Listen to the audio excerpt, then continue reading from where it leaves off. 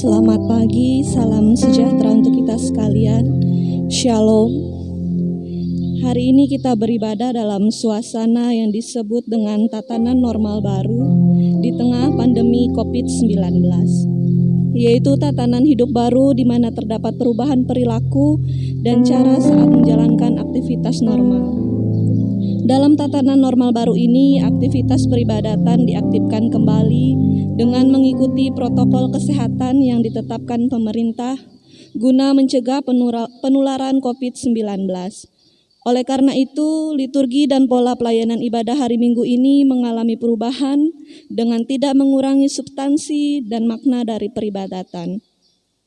Kita bersyukur meskipun dalam situasi seperti ini, kita masih diberikan kesempatan untuk bersekutu dengan Tuhan dan dengan sesama. Marilah kita mengikuti ibadah ini dengan hikmat oleh pertolongan dan pimpinan Tuhan. Ibadah kita hari ini juga disiarkan secara langsung, sehingga saudara-saudari yang tidak dapat hadir karena kondisi tertentu juga dapat mengikuti ibadah hari ini. Adapun berita jemaat untuk kita pada minggu ini, pendeta yang bertugas melayani kita pada hari ini yaitu Bapak Pendeta Lampang Tarung STH. Tata ibadah yang kita pergunakan adalah liturgi khusus pada masa pandemi COVID-19 model yang pertama. Berita jemaat Minggu 27 September 2020 kepada saudara-saudara yang berulang tahun kelahiran maupun pernikahan. Sepanjang minggu ini kami ucapkan selamat panjang umur, sehat selalu dan berbahagia. Tuhan Yesus memberkati.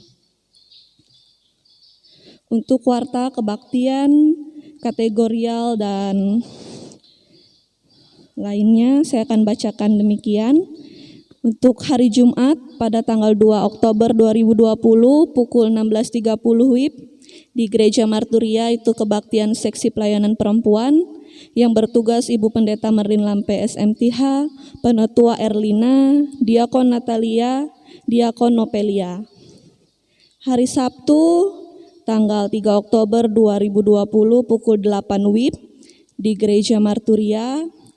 Ini kebaktian kelompok lansia Pendeta Merlin Lampe SMTH, dan Penetua Markorius SH.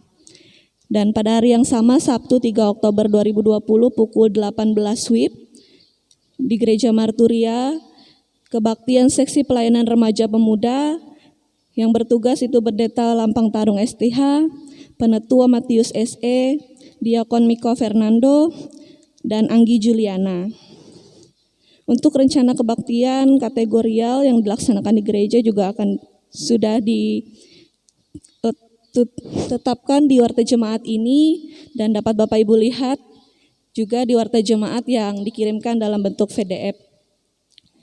Untuk berita keuangan, dapat Bapak Ibu lihat jika ada kesalahan dalam penulisan atau kekeliruan, dapat segera menghubungi atau mengkonfirmasi kepada staf sekretariat atau bendahara majelis jemaat. Demikian berita jemaat yang dapat kami sampaikan. Marilah kita bersama-sama mempersiapkan hati dan pikiran kita untuk memasuki ibadah pada pagi hari ini. Sementara pendeta, penetua, diakon yang bertugas memasuki ruang ibadah, kita memuji Tuhan dengan menyanyi dari Kidung Jemaat nomor 21, ayat yang pertama hingga yang kedua. Hari Minggu, hari yang mulia, jemaat diundang berdiri.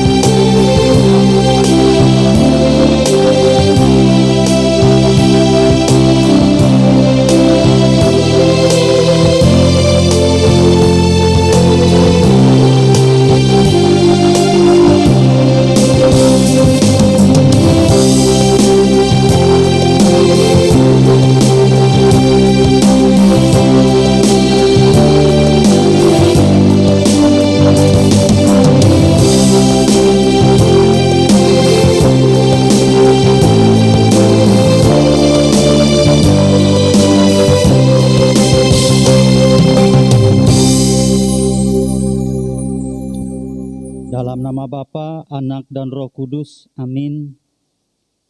Kasih karunia dan damai sejahtera dari Allah Bapa kita dan dari Tuhan Yesus Kristus menyertai kamu. Amin. Silakan jemaat duduk kembali.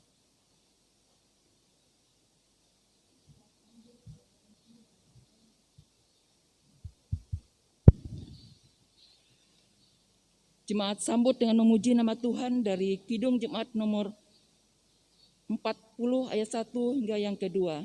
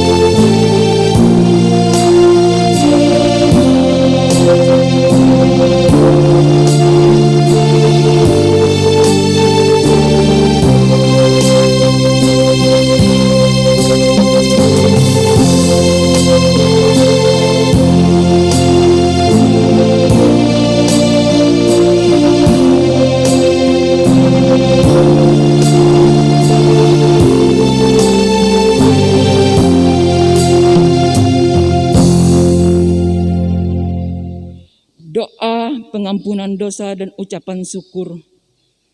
Mari kita merendahkan diri di hadapan Tuhan, mengaku dosa dan mengucap syukur dalam doa kita berdoa. Kami mengaku di hadapan-Mu ya Tuhan, bahwa kami sering berbuat dosa terhadap Engkau, terhadap sesama kami, terhadap alam dan seluruh ciptaan-Mu. Kami lupa berbalas kasihan terhadap sesama ciptaan-Mu yang ada di sekitar kami. Kami sering berlaku kurang adil, hidup untuk diri kami sendiri. Kami lalai terhadap pekerjaan dan pelayanan kami. Kami lalai dalam berdoa dan beribadah kepadamu. Pandemi COVID-19 yang tengah melanda kami mengingatkan betapa lemah dan panahnya hidup kami.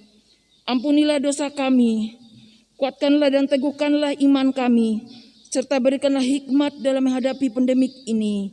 Di tengah keapaan dan dosa ini, kami bersyukur karena kasih-Mu yang tiada terbatas itu telah memungkinkan dan melayakkan kami untuk hidup kami. Kami berdoa dalam nama Tuhan Yesus Kristus, Juru Selamat kami. Amin.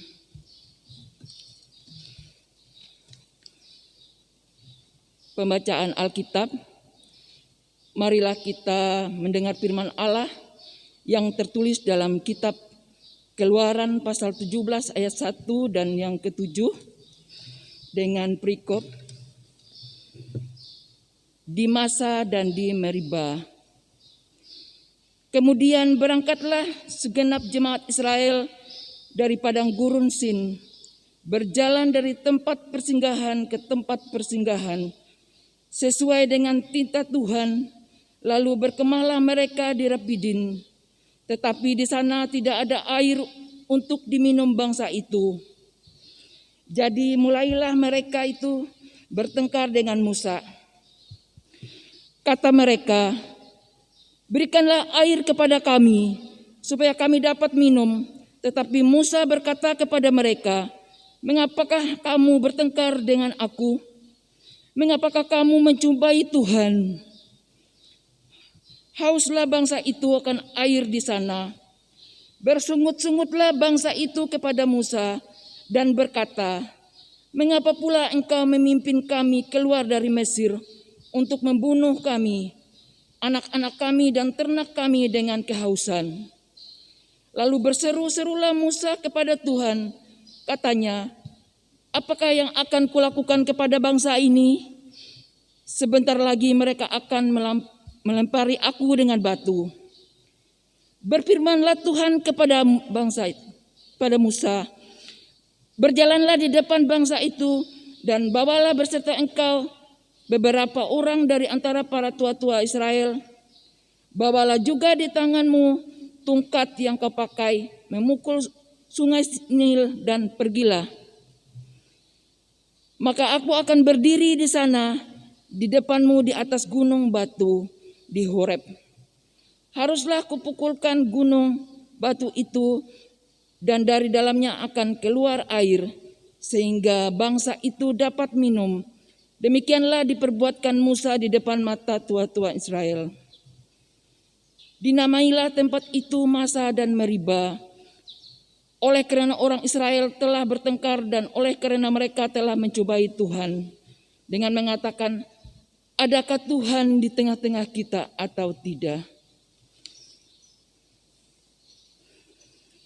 Yang berbahagia ialah mereka yang mendengar firman Allah dan memeliharakannya. Kembali kita sambut dengan memuji nama Tuhan dari Kidung Jemaat nomor 408 ayat yang pertama.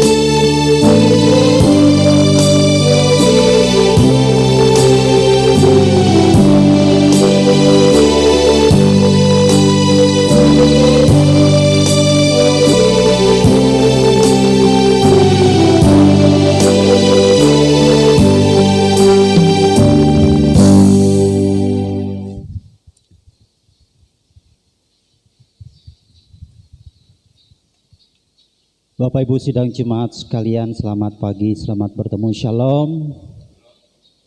Sebelum kita bersama-sama menikmati firman Tuhan pada minggu terakhir bulan September ini, yang nanti silakan Bapak Ibu siapkan baik buku Alkitab atau Alkitab elektronik menurut Injil Matius pasal 21 dimulai dari ayat 23 hingga 32. Namun sebelumnya kita berdoa. Bapa yang rahmani, terima kasih buat waktu yang telah Tuhan sediakan. Kami boleh bersama-sama ada di tempat ini, menaikkan pujian syukur, hormat kami, bahkan ungkapan rasa yang sepanjang minggu ini telah kami nikmati. Bahkan saat ini lengkaplah rasa sukacita ini bila Tuhan berkata-kata melalui firman-Mu. Beri kami roh hikmat, bahkan biarlah Allah sendiri akan mendampingi kami dalam usaha, dalam tugas, dalam pekerjaan, bahkan perjalanan kehidupan. Sekali lagi ampuni dosa dan salah kami. Dalam nama Tuhan Yesus kami sudah berdoa dan mengucap syukur. Amin. Bila sudah menemukan Injil Matius pasal 21, perhatikan ayat 23 hingga 32, ada dua perikop atau dua judul yang diberikan oleh Matius. Yang pertama pertanyaan mengenai kuasa Yesus, dan yang kedua perumpamaan tentang dua orang anak. Saya baca secara lengkap demikian firman Tuhan. Lalu Yesus masuk ke bait Allah, dan ketika ia mengajar di situ, datanglah imam-imam kepala serta tua-tua bangsa Yahudi kepadanya dan bertanya, "Dengan kuasa manakah engkau melakukan hal-hal itu? Dan siapakah yang memberikan kuasa itu kepadamu?" Jawab Yesus kepada mereka, "Aku juga akan mengajukan satu pertanyaan kepadamu, dan jikalau kamu memberi jawabnya kepadaku, aku akan mengatakan juga kepadamu dengan kuasa manakah aku melakukan hal-hal itu. Dari manakah baptisan Yohanes? Dari surga atau dari manusia?" Mereka memperbincangkannya di antara mereka dan berkata, "Jikalau kita katakan dari surga, ia akan berkata kepada kita, 'Kalau begitu, mengapakah kamu tidak percaya kepadanya?' Tetapi jikalau kita katakan dari manusia, kita takut kepada orang banyak, sebab semua orang menganggap Yohanes ini nabi." Lalu mereka menjawab Yesus, "Kami tidak tahu." Dan Yesus pun berkata kepada mereka, "Jika demikian, aku juga tidak mengatakan kepadamu dengan kuasa manakah aku melakukan hal-hal itu. Tetapi apakah pendapatmu tentang ini? Seorang mempunyai dua orang anak laki-laki. Ia pergi kepada anak yang sulung dan berkata, 'Anakku, pergi dan bekerjalah hari ini dalam kebun anggur.' Jawab anak itu, 'Baik, Bapa.' Tetapi ia tidak pergi. Lalu orang itu pergi kepada anak yang kedua dan berkata demikian juga. Dan anak itu menjawab, 'Aku tidak mau.' Tetapi kemudian ia menyesal lalu pergi juga. Siapakah di antara kedua orang itu yang melakukan kehendak ayahnya?" Jawab mereka, "Yang terakhir." Kata Yesus kepada mereka, "Aku berkata kepadamu, sesungguhnya pemungut-pemungut cukai dan perempuan-perempuan sundal akan mendahului kamu masuk ke dalam kerajaan Allah. Sebab Yohanes datang untuk menunjukkan jalan kebenaran kepadamu, dan kamu tidak percaya kepadanya. Tetapi pemungut-pemungut cukai dan perempuan-perempuan sundal percaya kepadanya. Dan meskipun kamu melihatnya, tetapi kemudian kamu tidak menyesal, dan kamu tidak juga percaya kepadanya." Demikian firman Tuhan. Bapak Ibu sidang jemaat sekalian yang dikasihi oleh Tuhan Yesus Kristus, Kalau mau kita katakan dan kita sepakat bahwa ciri khas orang yang benar itu terletak pada perkataan yang selaras dengan perbuatannya. Ia berkata A, ia juga berbuat A. Tidak mungkin katakan A tetapi berbuat B, C, bahkan Z. Lebih daripada perkataan. Ada orang yang tidak berkata apa-apa tetapi bekerja. Perbuatan yang benar akan menjadi pokok pembenaran atas perkataan yang pernah salah diucapkan.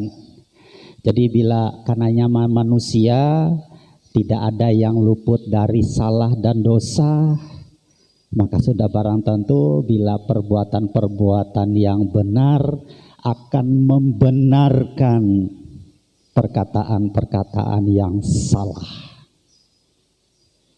Bahkan Yesus juga pernah berkata bahwa perbuatan kasih menutup banyak dosa. Tetapi kita tidak membahas pokok ini. Nanti karena ada perbuatan kasih, tidak apa-apa berbuat dosa.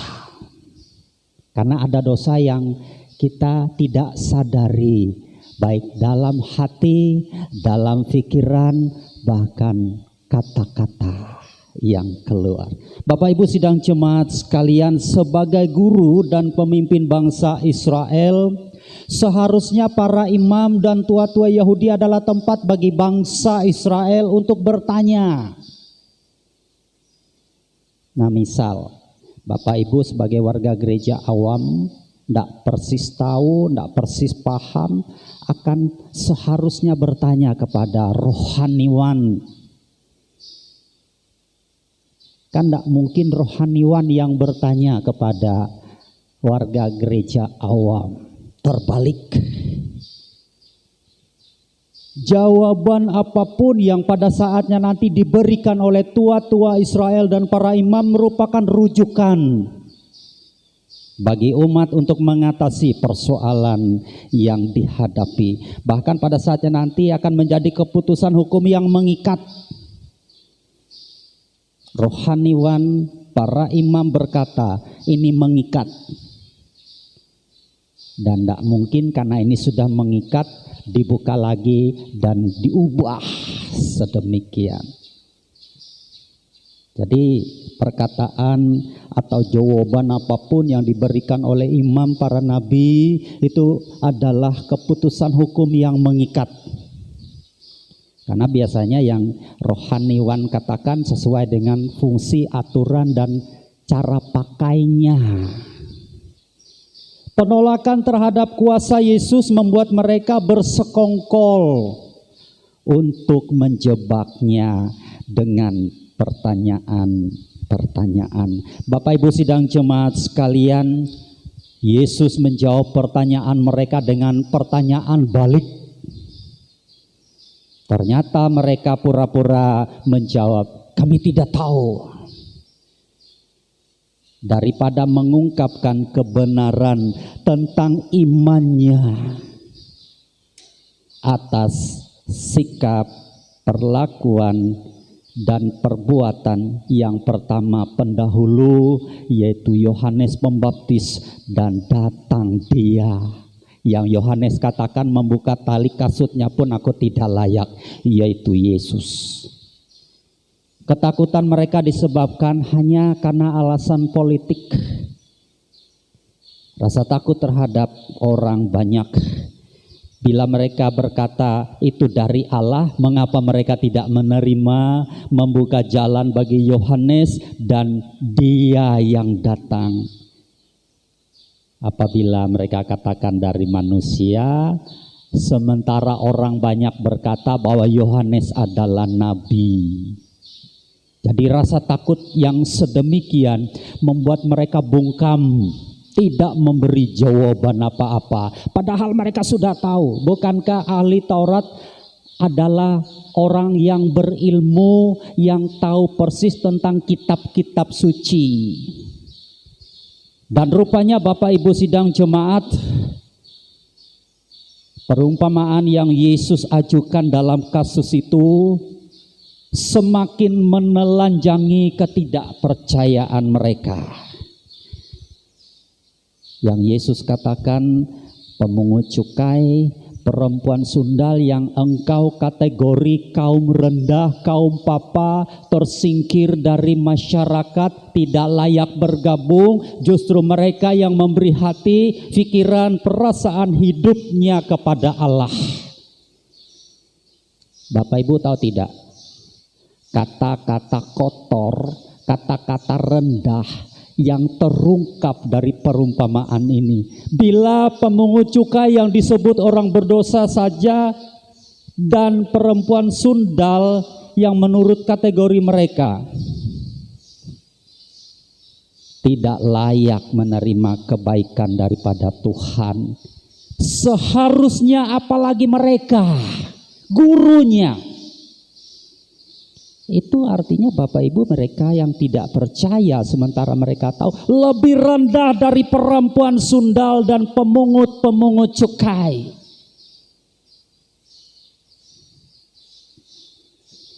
Bapak Ibu sidang Jemaat sekalian yang dikasihi oleh Tuhan, perumpamaan yang kedua, ada dua orang anak yang disuruh oleh bapaknya untuk pergi bekerja di kebun anggur. Anak yang dianggap taat, levelnya para tua-tua, ahli-ahli Taurat yang katanya taat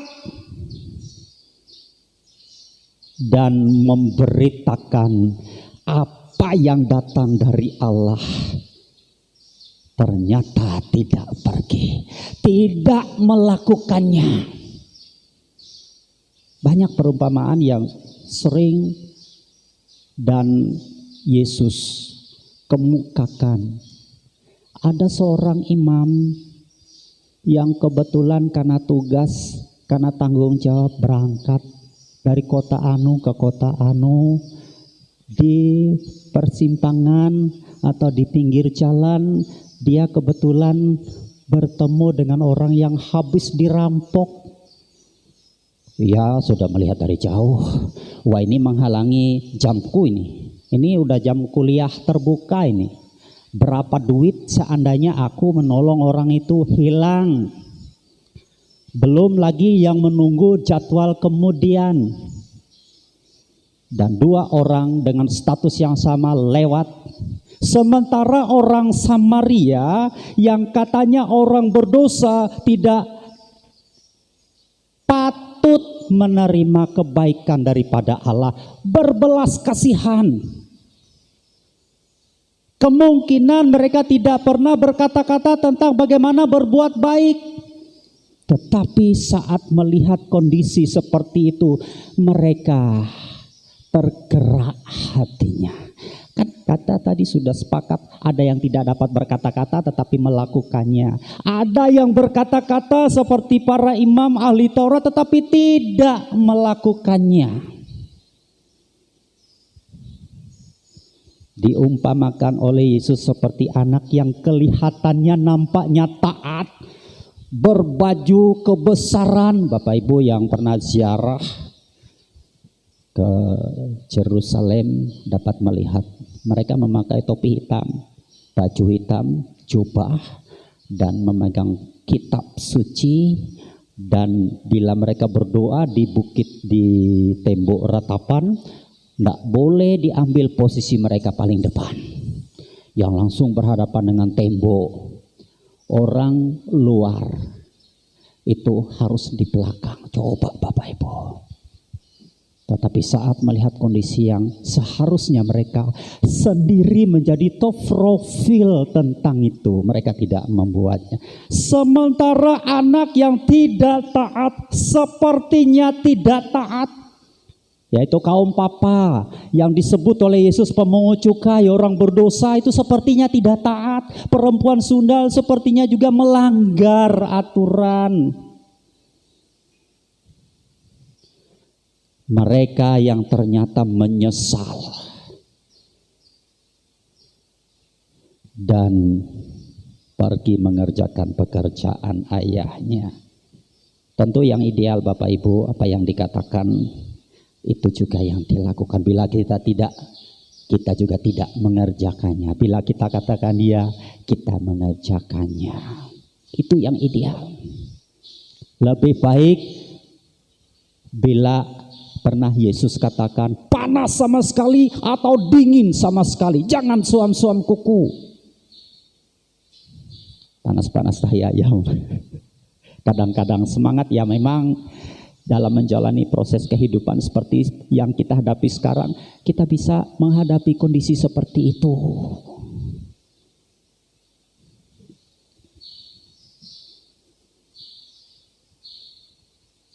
Itu artinya Bapak Ibu, pengakuan selaras dengan perbuatan.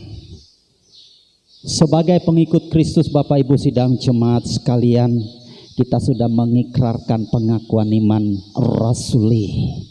Apa yang Bapak Ibu ucapkan setiap minggu nanti sebelum berkat Tuhan. Aku percaya kepada Allah Bapa, pencipta langit dan bumi, kepada Yesus yang Bapak Ibu kategori Tuhan dan Juru Selamat, dan Roh Kudus yang menolong, yang menuntun kehidupanmu. Sementara saat engkau ada di sana, engkau sama sekali tidak menunjukkan percaya kepada Bapa, percaya kepada otoritas Yesus sebagai Tuhan dan Juru Selamatmu. Bahkan tidak percaya saat Roh Kudus berkata, jangan, tetapi engkau tetap lakukan.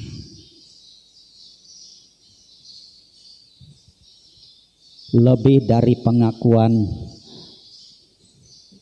buah kehidupan yang selaras dengan pengakuan akan menjadi tanda satu-satunya bukti bahwa kita adalah milik Allah, orang kepunyaan Tuhan yang sudah ditebus dengan darah yang mahal, dan akan bersaksi. Jangan sampai Bapak Ibu kita didakwa oleh perbuatan yang tidak sesuai dengan perkataan. Jadi perbuatan bisa mendakwa kita. Loh, katanya tadi taat, tetapi dia buat. Katanya tidak taat, tetapi ia akan tetap buat. Bapak Ibu sidang jemaat sekalian, Tuhan memberkati seluruh kehidupan kita. Biarlah kata, hati, pikiran, dan perasaan, bahkan perbuatan menjadi pancaran kesaksian. Amin.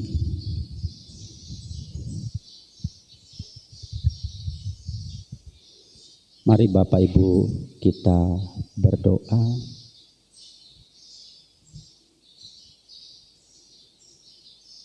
Ya Tuhan, kami bersyukur atas firman-Mu yang telah mengingatkan kami untuk memiliki hati, pikiran, perasaan, dan perkataan yang selaras dengan perbuatan, untuk mengasihi Allah dan mengasihi sesama dengan kasih yang hanya bersumber dari Tuhan.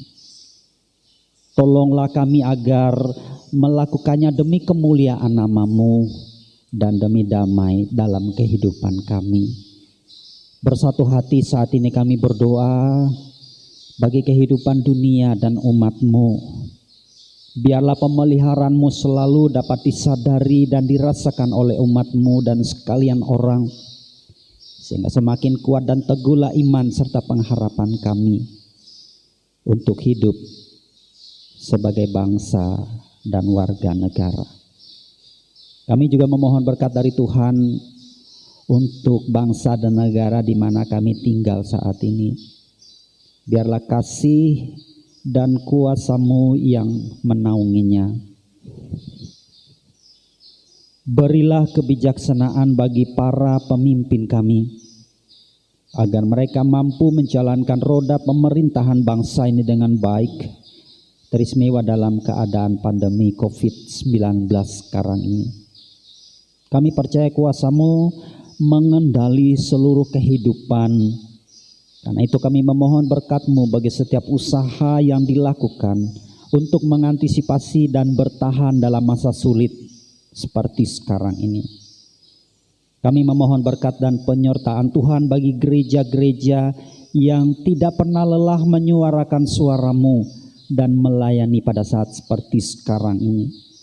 Terutama gereja Kalimantan Evangelis dari tingkat majelis sinode, majelis resort, majelis jemaat dan calon majelis jemaat. Kiranya hanya kuasa Allah yang bekerja memperlengkapi gereja, baik dalam organisasi dan penata layanan, bahkan untuk seluruh hamba-hamba, para pekerja yang melaksanakan tugas, fungsi, dan tanggung jawabnya. Demikian juga untuk seluruh umat dan jemaat-Mu dimanapun mereka berada. Biarlah kasih dan pemeliharaan Tuhan selalu menguatkan dan meneguhkan iman harap mereka untuk menjalani hari-hari dan harapan mereka.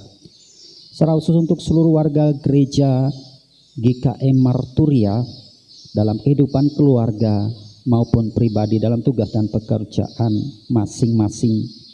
Kami mempercayakan kehidupan kami semua dalam kendali kuasa dan kasih Tuhan saja. Sepanjang hari-hari kami, pekerjaan, usaha, dan tanggung jawab, biarlah selalu diberkati dan dituntun oleh Tuhan. Setiap pengharapan dan pergumulan kami serahkan kepadamu. Kami percaya selalu tersedia pertolongan dan pengajaran-Mu tetap melingkupi kami. Kami serahkan hidup kami sepanjang minggu ini dalam kasih dan berkat Tuhan. Bagi mereka yang sakit terbaring di rumah dan di rumah sakit, mereka yang tua dan lanjut usia, bahkan mereka yang berduka cita dan berbeban berat, kami memohon kesehatan dan kekuatan untuk tetap ada dalam sukacita. Bagi saudara kami yang berulang tahun, baik ulang tahun kelahiran dan pernikahan pada minggu-minggu ini, kami memohon sukacita dan berkat-Mu melingkupi mereka. Biarlah mereka mampu terus bersyukur kepadamu. Kami memohon Engkau memberkati dan membimbing setiap hamba-hamba-Mu sesuai dengan tugas, fungsi, dan tanggung jawabnya, dan memberi seluruh hidup dan keluarganya, harta bendanya untuk melayani Tuhan. Biarlah sukacita-Mu selalu terpancar atas kami sekalian. Ini doa kami yang kami serahkan dalam nama Tuhan Yesus Juru Selamat kami, yang mengajar kami berdoa demikian. Bapa kami yang ada di surga, dikuduskanlah nama-Mu, datanglah kerajaan-Mu, jadilah kehendak-Mu di bumi seperti di surga. Berilah pada hari ini makanan kami yang secukupnya, dan ampunilah segala kesalahan kami, seperti kami mengampuni orang yang bersalah kepada kami. Jangan membawa kami ke dalam pencobaan, tapi lepaskan kami daripada yang jahat, karena Engkau-lah yang mempunyai kerajaan, kuasa, kemuliaan sampai selama-lamanya. Amin.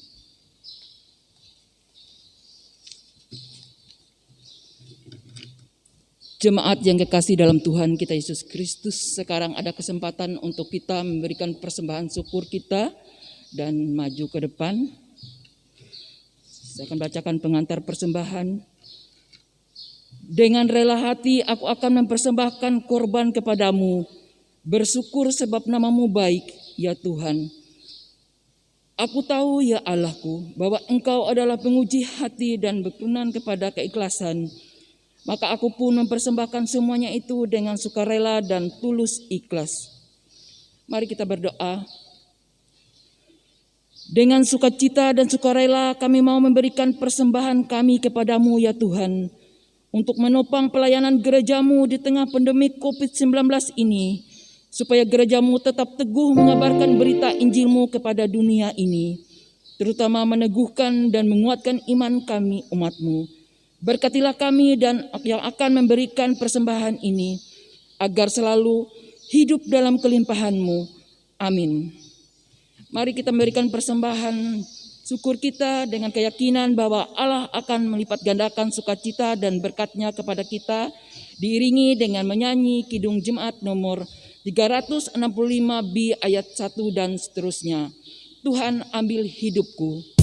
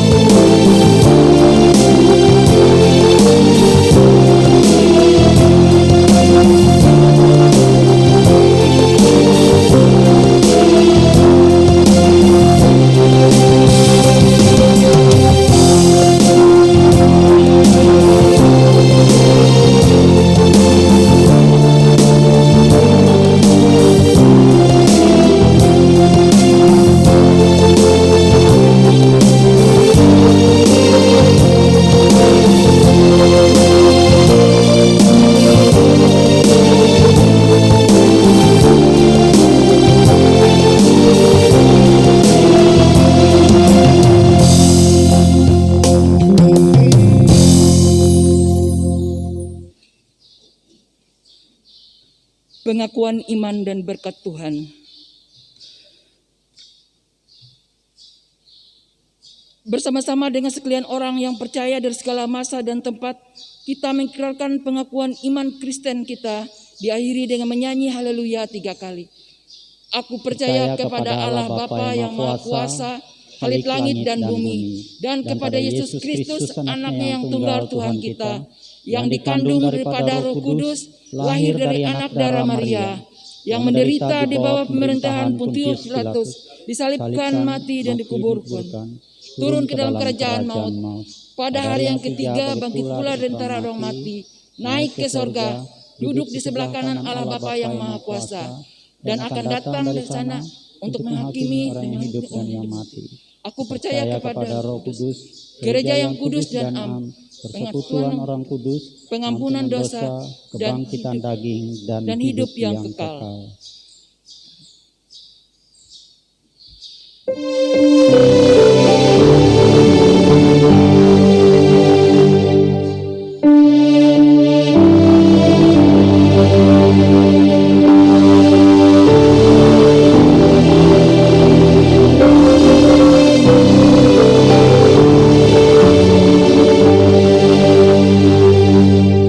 Sidang jemaat sekalian, pulanglah dengan damai sejahtera, jadilah saksi Kristus dan terima berkat Tuhan. Tuhan memberkati engkau dan melindungi engkau. Tuhan menyinari engkau dengan wajah-Nya dan memberi engkau kasih karunia. Tuhan menghadapkan wajah-Nya kepadamu dan memberi engkau damai sejahtera.